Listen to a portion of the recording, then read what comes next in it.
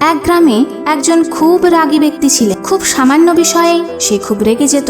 একদিন তার বাড়িতে কিছু একটা ঘটেছিল, তাতে সে রাগ করে বাজারে বাজার করতে গেল। বাজারে গিয়ে সে একটি মাটির কলসি কিনল। রাস্তায় যেতে যেতে হঠাৎ তার কারোর সাথে খুব ঝগড়া হয়ে গেল, আর রাগের চোটে সে ওই কলসিটি মাটিতে ফেলে দিল, আর কলসিটি গেল ভেঙে। প্রচন্ড রাগে ক্লান্ত হয়ে সে বাড়ি ফিরছিল। তখন হঠাৎ সে দেখলো যে রাস্তায় অনেক লোকই ঠিক এমনই ভাঙা কলসি নিয়ে যাচ্ছে। সে তখন এক বুড়ো লোককে জিজ্ঞাসা করলো, এই লোকজনেরা সব ভাঙা কলসি নিয়ে যাচ্ছে কেন?